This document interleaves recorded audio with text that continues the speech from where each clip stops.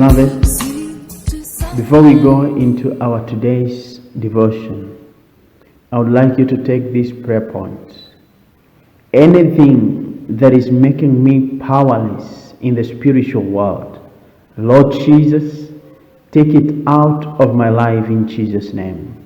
Anything that is making me powerless in the spiritual world, may the Lord Jesus take it out of my life in Jesus' name.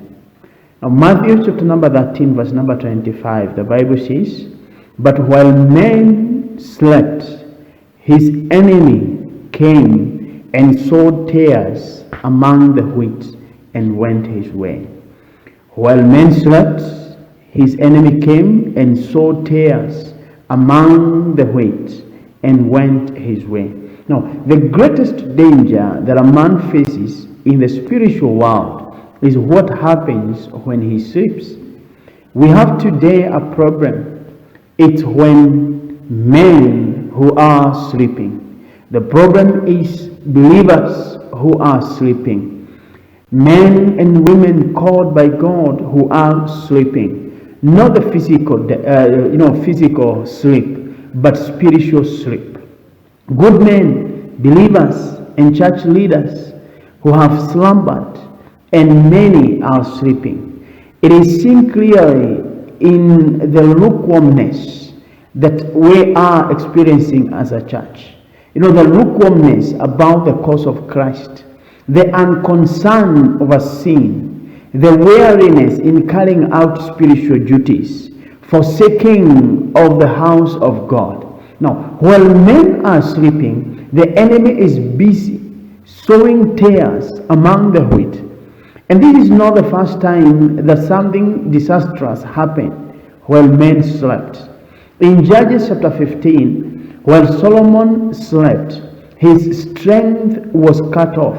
While he slept, a plan was being executed, which eventually led to his death. The disciples in Matthew 26, verse 36, continuing, in the Garden of Gethsemane, Jesus takes his selected 3 disciples with him to pray. It is another, defining moment in his life, because the hour is approaching when the soldiers will come to arrest Jesus. 3 times Jesus fights them asleep, and while men slept, the enemy was marching towards arresting our Savior and our God Jesus. They missed, that is, the disciples missed the opportunity, to cover him, to cover their Savior, to cover their friend, or even to comfort him during his greatest time of agony.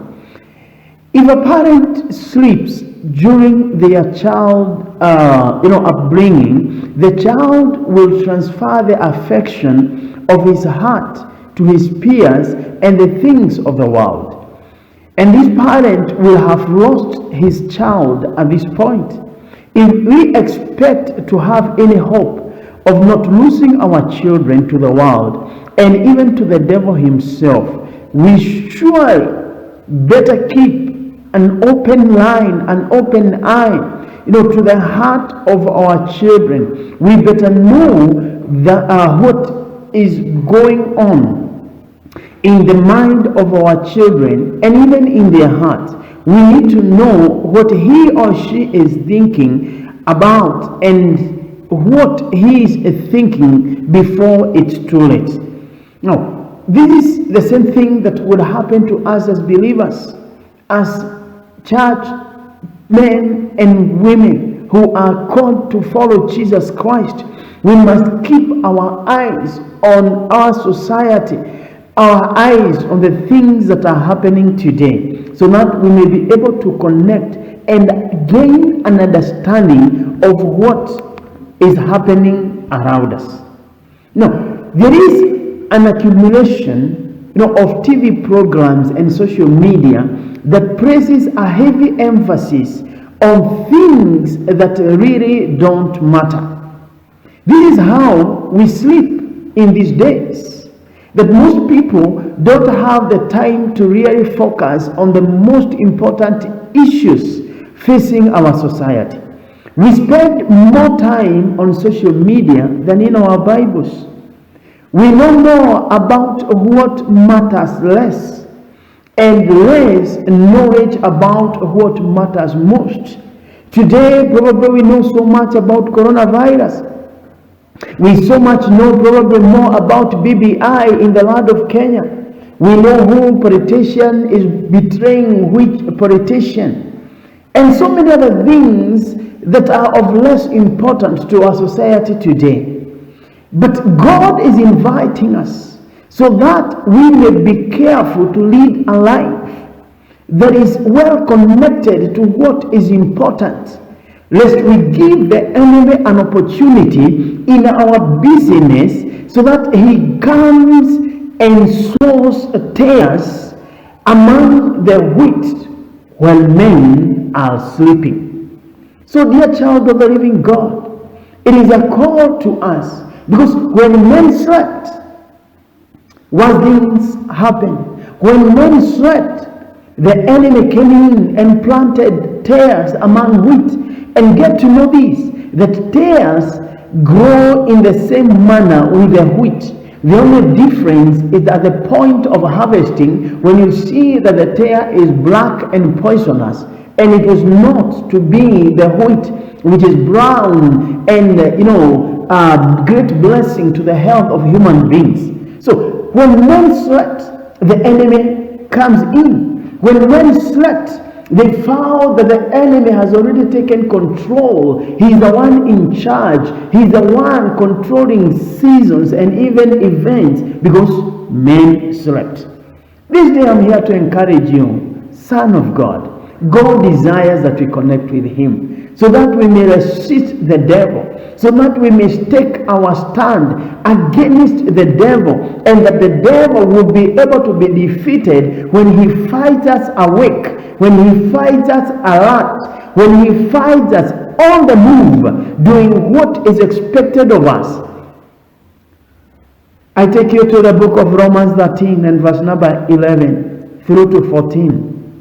The Message translation says, "But make sure that you don't get so absorbed and exhausted in taking care of all your day-by-day obligations that you lose track of the time and doze off, oblivious to God. The night is about over, dawn is about to break.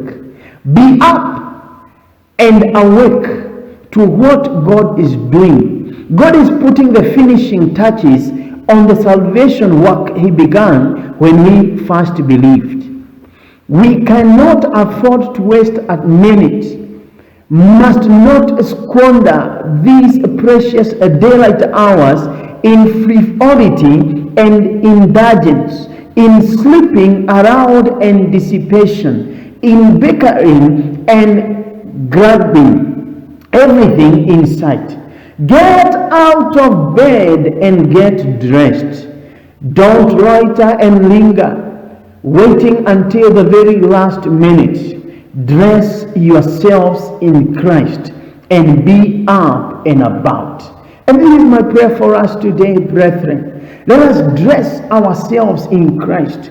Let us be up and about, because we know and we understand the times. And the greatest call this day: wake up from your slumber. Awake from your spiritual slumber.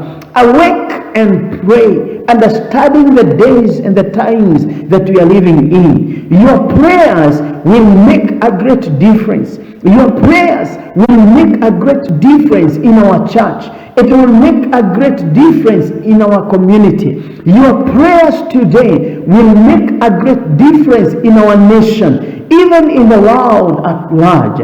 So, start praying today and don't quit till you see the desired change. Let us pray and dress ourselves up in Christ as we become sober, as we become vigilant, as we become, occupied with the things of the kingdom and the things of God, until we see the desired change, the desired change in our lives, the desired change in our nation, the desired change in our community. For Lord is waiting to listen to you, to listen to your prayer. Remember this, we have to go deeper to go farther. We got to go deeper in the Lord for us to be able to go farther. Remember this, anything that is making you powerless in the spiritual world, may the Lord Jesus take it out of your life today for his name's sake, for the glory and honor of your name. So, child of God, may you remember, when men slept,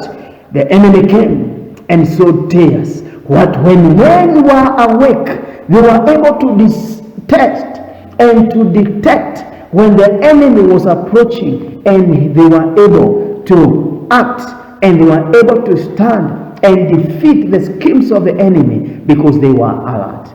So, when men slept, the enemy came. But when men were awake, they were able to defeat. So stand and be on your guard. Stand and see the deliverance of God even through you today. So I declare that this shall be a productive day in your prayer life. It shall be a productive day as you engage in the heavenlies. So shalom, believer, and walk in the strength and the might of the Spirit of the living God.